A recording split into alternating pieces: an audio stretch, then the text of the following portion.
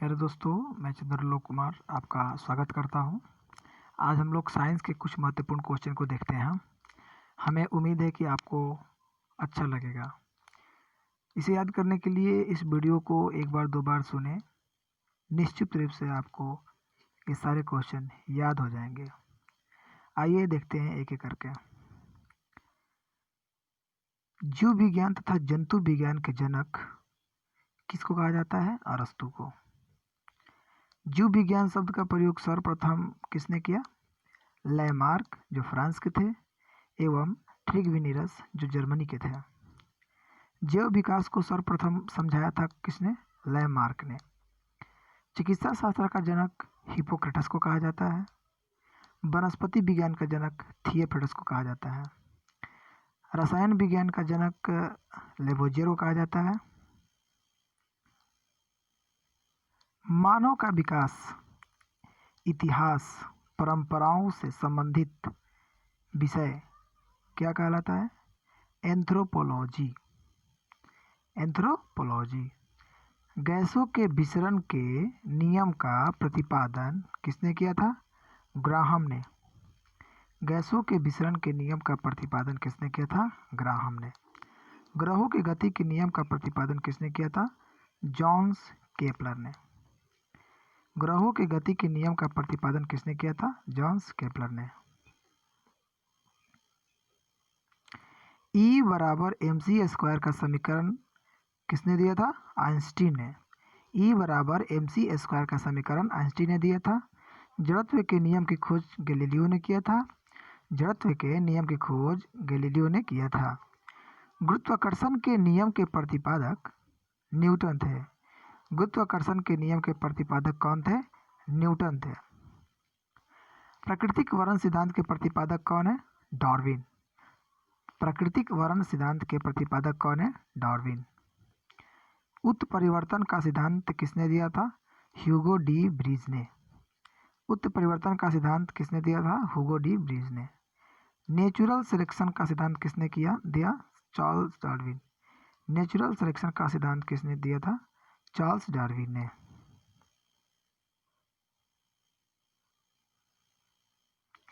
विकास के सिद्धांत के प्रतिपादक कौन है? चार्ल्स डार्विन है। विकास के सिद्धांत के प्रतिपादक कौन है? चार्ल्स डार्विन है।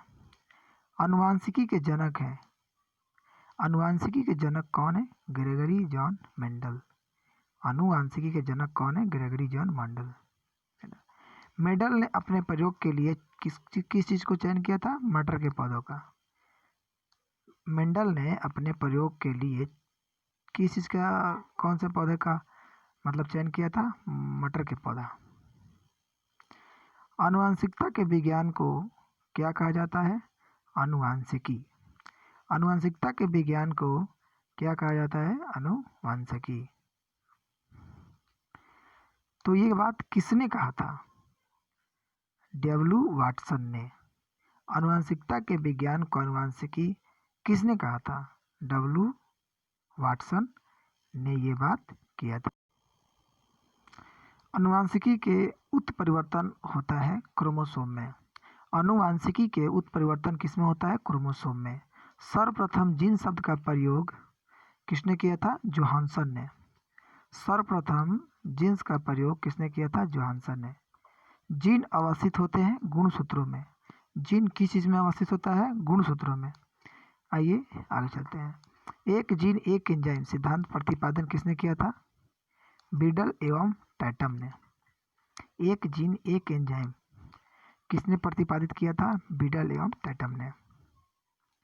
खून का रंग लाल होता है किस चीज के कारण? हीमोग्लोबिन के कारण। खून का रंग लाल होता है हीमोग्लोबिन के कारण। हीमोग्लोबिन में पाए जाने वाला तत्व कौन है? लोहा। हीमोग्लोबिन में पाए जाने वाला तत्व कौन है? लोहा। हीमोग्लोबिन यौगिक है प्रोटीन का। हीमोग्लोबिन यौगिक है प्रोटीन का। खून थक्का नहीं जमता है किस रोग में? तो हीमोफीलिया रोग में। खून थक्का नहीं जमता है किस रोग में? हीमोफीलिया रोग में। शरीर के अंदर रक्त को जमने से रोकता है हिपेरिन नामक प्रोटीन। शरीर के अंदर रक्त को जमने से रोकता है हिपेरिन नामक प्रोटीन। हिपेरिन नामक प्रोटीन का उत्पादन होता है यकृत द्वारा। हिपेरिन नामक प्रोटीन का उत्पादक होता है यकृत द्वारा। रक्त को थक्का जमने में सहायक होता है प्लेटलेट्स। रक्त को थक्का जमने में सहायक होता है प्लेटलेट्स। अगर प्लेटलेट्स की कमी हो जाती है तो रक्त नहीं जमता है। प्लेटलेट्स की मृत्यु होती है प्लीहा में। प्लेटलेट्स की मृत्यु कहाँ हो जाती है? प्लीहा में। रक्त का थक्का जमने में कौन सा विटामिन सहायक होता है? विटामिन के। रुधिर का तरल भाग होता है प्लाज्मा। रुधिर के तरल भाग को क्या कहा जाता है? प्लाज्मा।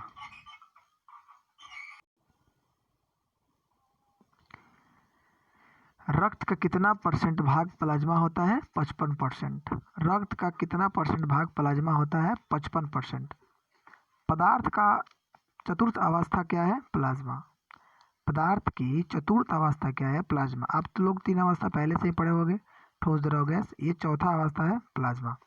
रक्त में पाई जाने वाली धातु कौन सी होती है? लोहा।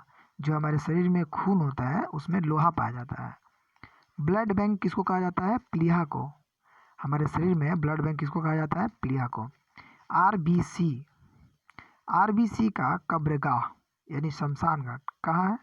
प्लीहा है। मतलब ये है कि आरबीसी प्लीहा में जाकर के मर जाता है।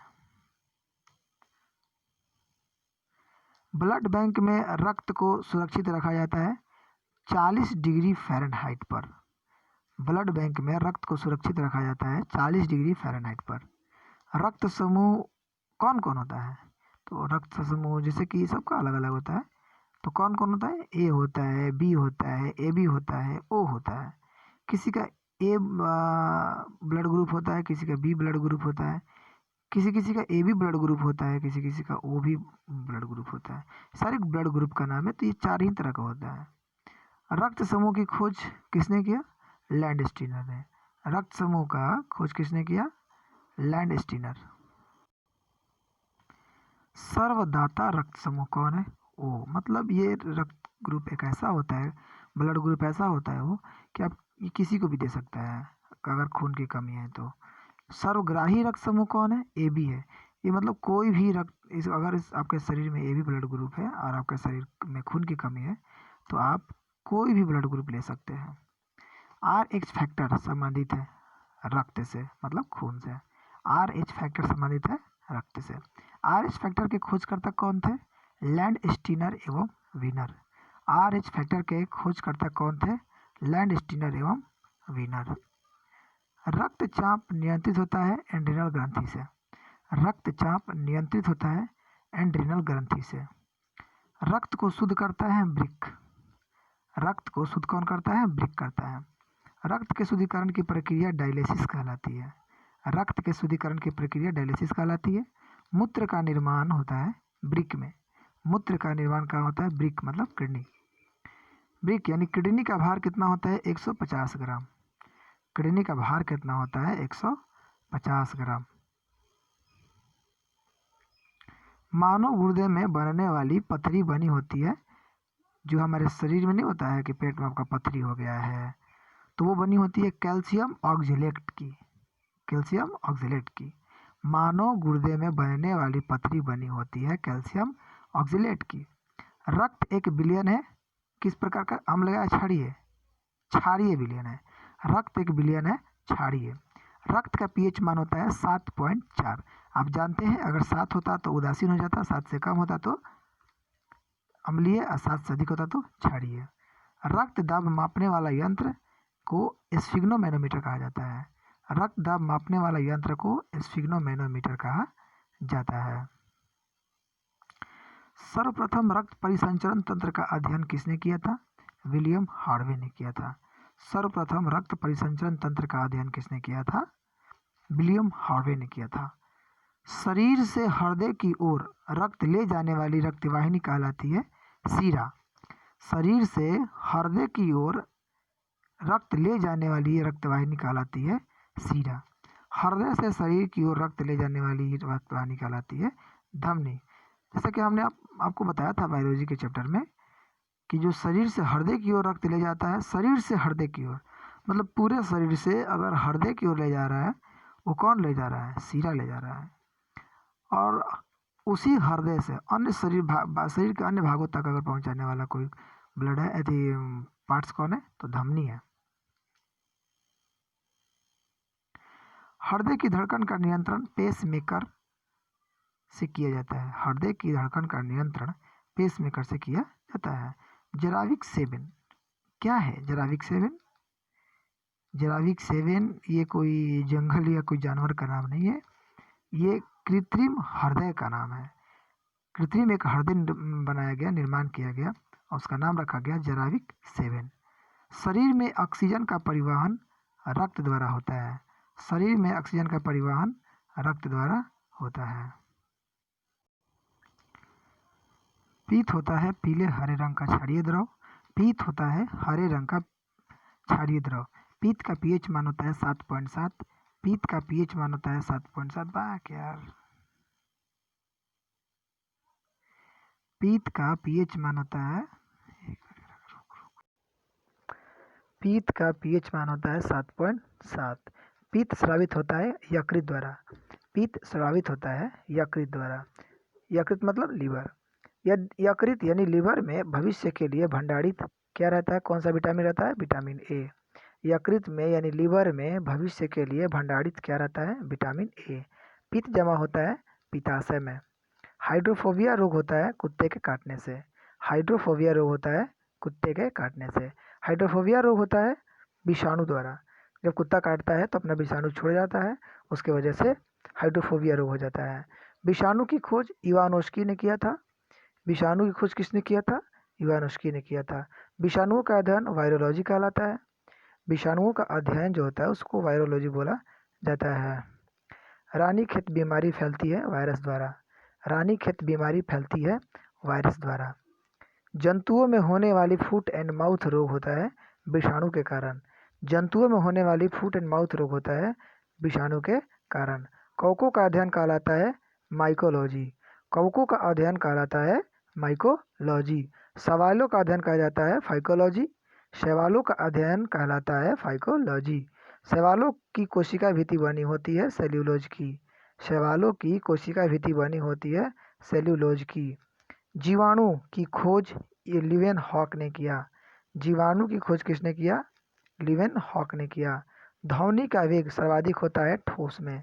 ध्वनि का वेग सर्वाधिक होता है ठोस में। ठोस पदार्थ जैसे कि लोहा, ये सब ठोस पदार्थ है। स्टील, इसमें ज़्यादा ध्वनि का चाल होता है। ध्वनि की गति किस चीज़ में वहाँ पे धीमी होती है? ध्वनि की गति सबसे धीमी किस में होती है? हवा में। ध्वनि की चाल होता है 760 मील प्रति घंटा। ध्वनि की चाल होती है 760 मील प्रति घंटा। वायु क्या है? वायु एक गैसों का मिश्रण है। वायु क्या है? वायु एक गैसों का मिश्रण है। वायु उदाहरण है गैसों का गैस में विलयन का। वायु उदाहरण है गैसों में गैस का विलयन का। हवा में ध्वनि का वेग होता है 332 मीटर प्रति सेकंड। हवा में ध्वनि की वेग होता है 332 मीटर प्रति सेकंड। ध्वनि तीव्रता की इकाई क्या है? डेसिबल। ध्वनि तीव्रता की इकाई क्या है? डेसिबल। ध्वनि तीव्रता का इकाई क्या है? डेसिबल। हवा का वाष्प घनत्व होता है 14.4। हवा का वाष्प घनत्व होता है 14.4। प्रकाश वर्ष मात्रक है दूरी का। प्रकाश वर्ष मात्रक है दूरी का। फिर दोस्तों हमने साइंस का एक सेशन पूरा किया। हमें बहुत बहुत बहुत उम्मीद है आपसे कि आप इस वीडियो को पसंद कीजिएगा, आपको समझ में आएगा। और ये सारे इम्पोर्टेंट क्वेश्चन हैं, सारे के सारे क्वेश्चन एग्ज़ाम में पूछे जाते हैं। बहुत सारे आजकल ऑब्जेक्टिव पूछे जा रहे हैं। हमें उम्मीद है आपको ये वीडियो अच्छा लगेगा। प्लीज़ अगर आपको अच्छा लगे तो आप हमारे चैनल को सब्सक्राइब करें और शेयर करें, लाइक ज़रूर करें।